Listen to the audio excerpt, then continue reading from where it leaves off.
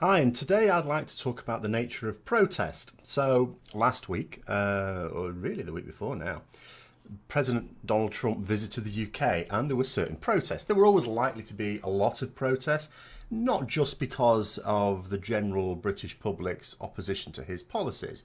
I mean, that can happen with any number of ones, and sometimes foreign leaders visit and there are protests, and sometimes not. But I think more in this particular case because he visited London, where he'd personally insulted London on a number of occasions. So that they wanted to make more than the usual process. The usual British way of protesting, of course, is to gather a large number of people with a load of banners. Done in a number of other countries as well, and that's pretty much it for most people.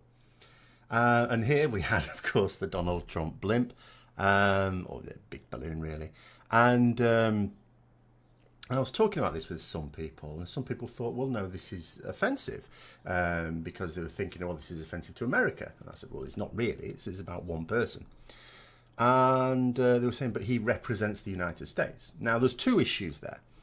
The first is that, bear in mind, of course, he hadn't done this at the time, but bear in mind that a few days later, he basically said that the United States intelligence service was either wrong or lying, basically incompetent or lying. So does he really represent the United States? Even, traditional supporters of Donald Trump were saying that what he said in Helsinki was, against the pale.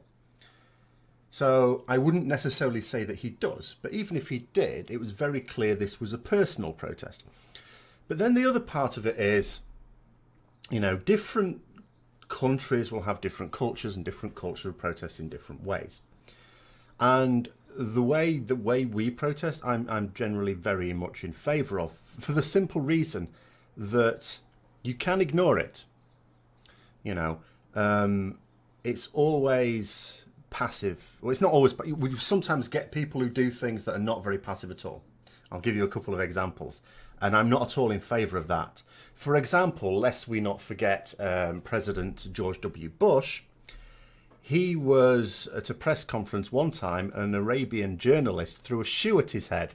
I'm not in favour of that because, not only is it assault, which is beyond the pale, I don't care how much I despise a politician, I would never wish them to be assaulted, under no circumstances.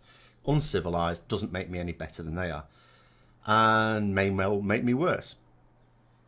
But the other thing is, imagine there was a politician that I supported who was saying something very important. I've gone along to listen to them.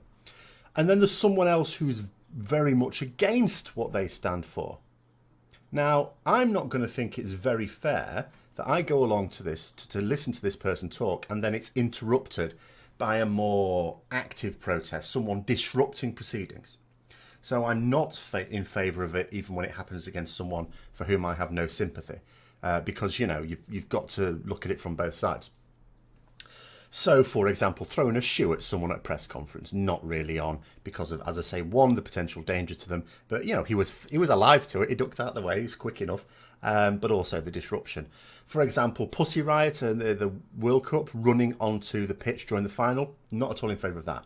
I might well agree with what they're standing for, but the way they do it, not in favour of. The best example I can think of, in fact, one other example, if I go to the one that was my favourite of all time, and this happened in Britain, and this was not at all. There was a time I remember when the Labour government were in power, a while ago now, and a punk band, Chumbawamba. Was it them? I'm pretty sure it was them. Basically picked up a big old bowl of water and poured it all over John Prescott, who was a politician at the time. Not in favour of that. That's just rude. If you've got something to say against someone, especially these days, there's loads of ways. You can imagine the frustration of someone who's just stood outside somewhere holding a placard and it's not really getting through to anyone. So they think, well, we want to get this in the news, so we'll do something extreme. There's much less need for that these days because people have an online presence. Say something clever and witty and insightful, and it'll get out anyway. So there's more, that essence of frustration because no one can see your message isn't there anymore. Especially if you're famous, because it's there for everyone to see. But the best one of all, I thought this was hilarious. There was not the protester. The protester, you know, I had no sympathy for at all. It was John Prescott again, who was a big burly fellow, former sailor, you know, former boxer, which is quite important. And he's walking down the street with the usual press circus going with him. He's talking on a visit somewhere. And a fella who doesn't like him decides to chuck an egg at him from pretty much point blank range. Well, it was point blank range. Now, you imagine it from this point of view, that you're, you know, the guy walking down here. Suddenly you feel a blow to your left. You're a former boxer. What do you think happened? Bang. Wallop. And so this guy who, and it was totally out of order, because I say the egg thing, it's a bit like the shoe thing. It's assault as well as just being just rude. It's insulting to the people who do support this person and want to listen to what he wants to say. But he got his own comeuppance, because I'm always dedicated, you know, I have a very dim view of a lot of politicians, of course. But what I do not like, it makes me cringe and I hate to see it, is when someone does something awful, like throw a bag of flour over them or something like that. And then they have to stand up and go, well, this is the nature of democracy. People have got a right to protest. And I think, no, yes, they have a right to protest. They don't have a right to throw flour all over you, or slime all over you, or fake blood all over you, or, you know, whatever over you, or chuck an egg right in your face. Certainly don't have a right to assault you and cause you potential bodily harm. So I found it absolutely hilarious when this fella, and the funniest thing was as well, he even posed for photos with his bruise, as if to say, look at what he did to me. He hurt me. I'm thinking, good.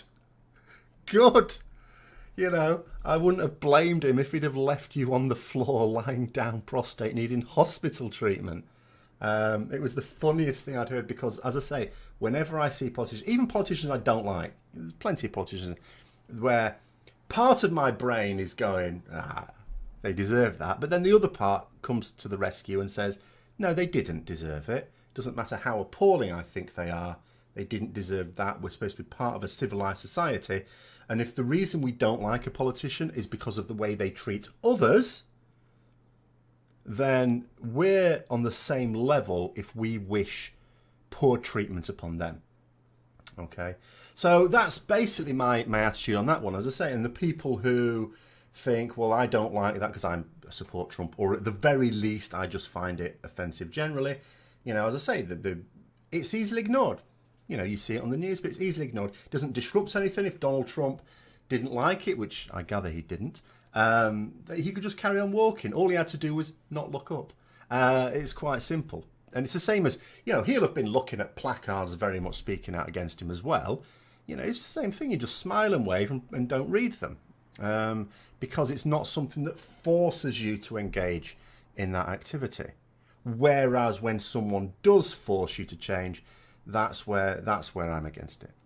So anyway, those are my sort of thoughts on the old protest there. I'm going to try and be doing a few more of these. I've got a few things to talk about as well over the next few days. Now that I'm off, hopefully I'm going to be able to do a few of these every couple of days at least. Let me know what you thought in the comments below. Follow me on Twitter as well. I've got a slightly different Twitter for this channel, so I'll put that in the description below. And until next time, I will see you later.